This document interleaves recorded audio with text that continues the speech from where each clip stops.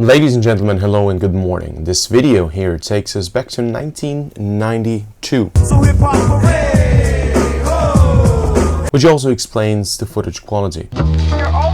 However, when I received the footage, I thought it was worthwhile having a look at it. I was contacted by Ryan Coyne. I hope I pronounced your name correctly, Ryan.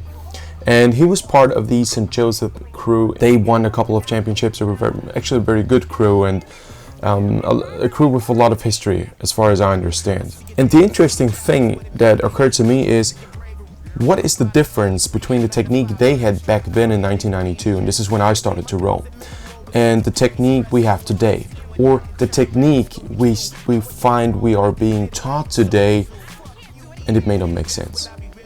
And this is exactly what I would like to focus on, because different material was softer. It required a different technique because it behaved in a different way. Let's jump right into it, because I think this video could help us to understand why a couple of principles are still being taught that are actually not correct anymore with today's equipment. I'm steady slaving for days, just give me one shot. So what you can see is they're using Mach-on blades, and these are smaller blades, so the blade surface is less. Secondly, carbon of the 90s was certainly by no means as stiff as carbon of the early 2000s or now as we have 2020. That carbon is a whole different animal. So the carbon fiber is simply much stiffer and much more direct. So basically what we had then in the early 90s, and I enjoyed this equipment quite a lot when I was young and started out with rowing. This equipment was soft. That explains it. See how round and hunched the back is? Yet it's pretty stable in the lower section. The forward lean is endless. Why? Because you had very long oars. If we just talk about sculling for a moment. When I started to row in the 90s, it was pretty normal to have, at least where I rowed, to have an oar length of 290 in a single scull with big blades. I'm talking about big blades. 290 for a single was for heavy men quite normal. Now we're seeing 285s. This is 5 centimeters less total length. We see even 283s, 284s with the new equipment we have. It's not worse, it's just different. But the longer your lever is, the longer you need to be. And that's the first myth that we can bust right here. It is always said as a rower you need to be tall and heavy. First of all, I think many heavyweights are too heavy because the lighties would almost beat them. Just check the world best times Amsterdam. Sinkovich brothers in the double, I think World Championships 2015 Amsterdam. Sinkovich brothers in the open weight double posted a 5:59. In the same World Championships, in probably comparable weather, the South Africans posted a 6:05. Now what would have happened if the South Africans could have had like 2 kilos, 3 kilos more of muscle mass each? I think they would have beaten every single double on that course. I'm definite. If you South Africans watch this, of course you're going to approve, but let me know. I mean, as a lightweight, 70 kilo average, and you still put a 6:05 out there. Come on. There's not much difference then. This is also one of the reasons why I think lightweight rowing, as much as I will miss it, in the top boats there's not that much difference anymore. Alright, good.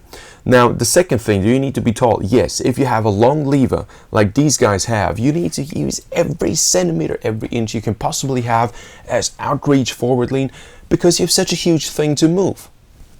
Now on the other hand side, with today's equipment we have, it's becoming short anyway.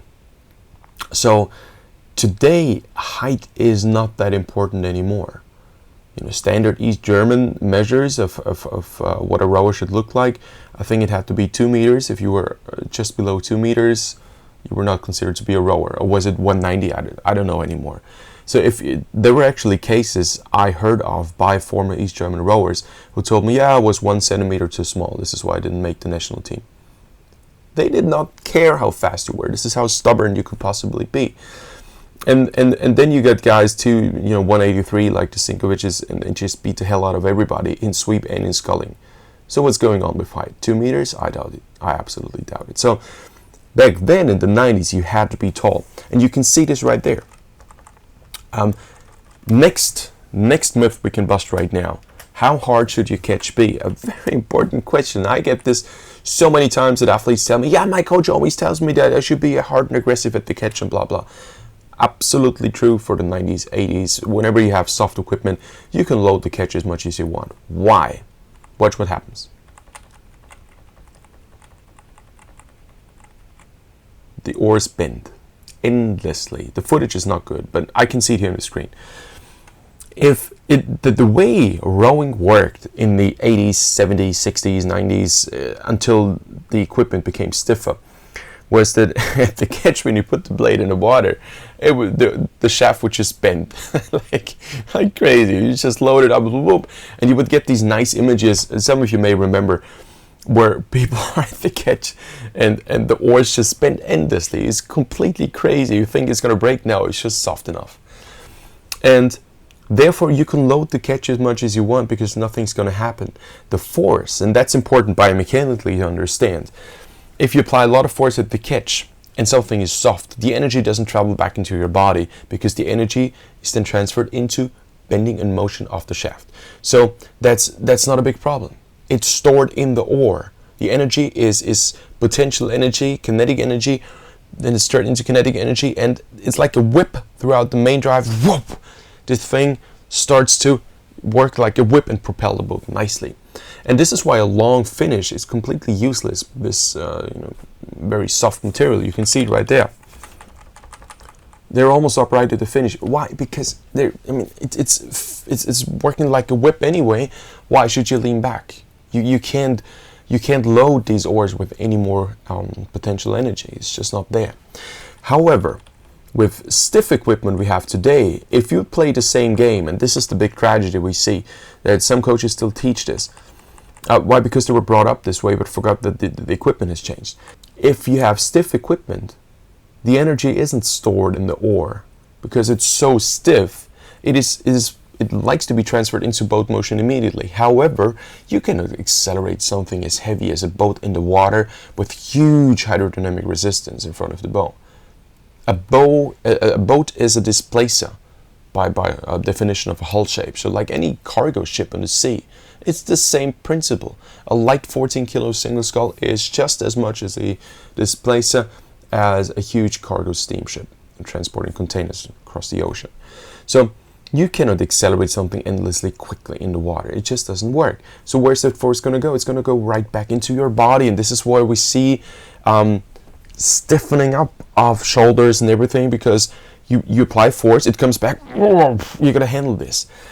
And we see a lot of injuries. Shoulder injuries, back injuries, hip injuries, knee injuries, you name it. I'm not just talking about linear erg injuries, which are basically the same tragedy. So having an ultra sharp hard catch is today counterproductive, but back in 1992, it was the best thing you could do. Look at this. Look at how efficient it is. At the catch. Choop. Yeah, I missed the water bit, but come on, this is school crew. Good job. So load up, upper body swings up. You see the bend, bend. Stop. You don't need to move anymore because now it's that whip effect. Whoop, over. And this is why this upright upper body makes absolute sense. Now, let me play this for a bit. Have a look at it. Choop, whip. So. And this is, for a school crew, an excellent rhythm. But don't try to row this way today. Yeah. These are the two main differences.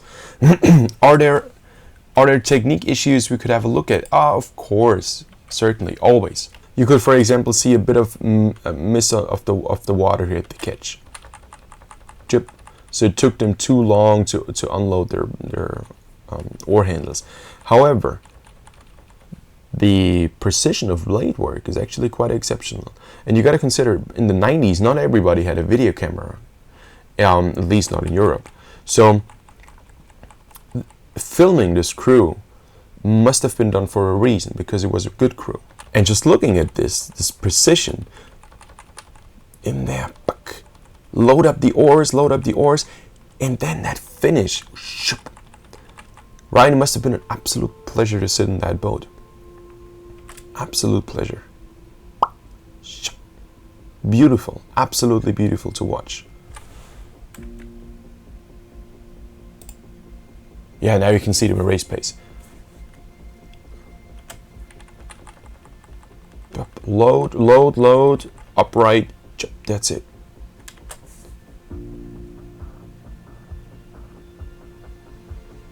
And this is also one of the reasons why the stroke rate wasn't that high, because you had to move such a long lever.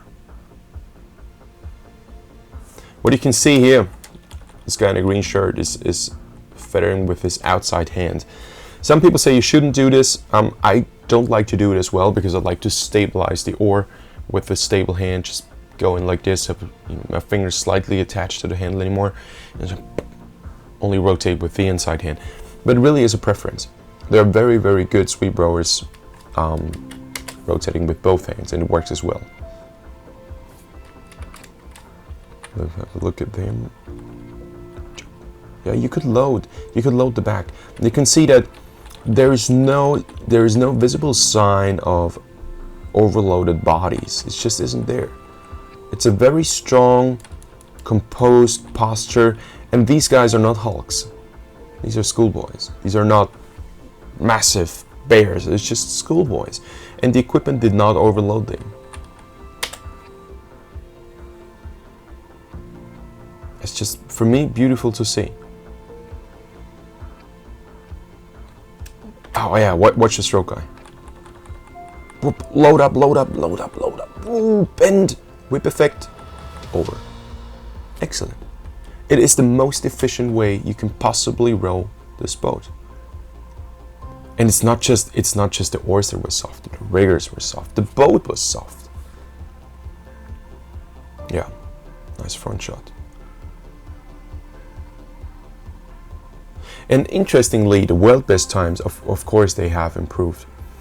But if you just watch races from the 60s, 70s, and there's some excellent footage out there, they were not that much slower with the equipment we had back then. I'm not too sure if that ultra stiff equipment actually is the solution. And it brings me back to the random foil topic.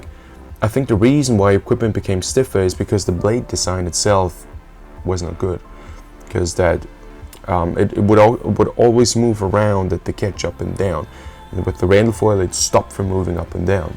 So it may be interesting to find out if we could just take an old 90s oar or a wooden oar and connect it and attach random foils to an old wooden oar and see what happens. If this is faster and nicer to row. Yeah, beautiful.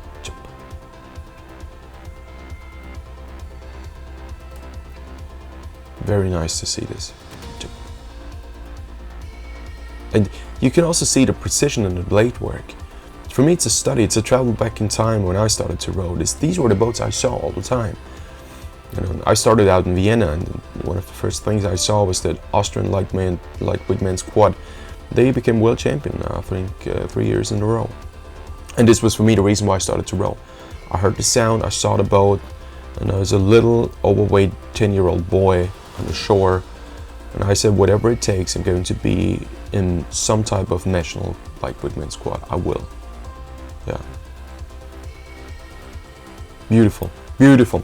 All right, Ryan, thanks so much for sending this. It's not a true video analysis I made here, because my focus was more on the material difference you had then.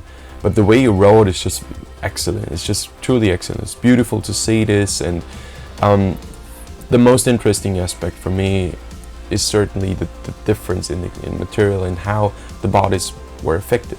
And I think the equipment you guys had was simply ages healthier than anything we have today. All right, Ryan, ladies and gentlemen, I hope this was interesting. Please put your comments in the comment section below. This may start an interesting conversation about equipment, about how it was back then. If you were in that crew, or if you rowed during that time, let us know. What was it like? I'm looking forward to your comments. Guys, have a very good time, and I'm looking forward to see you soon. Bye-bye.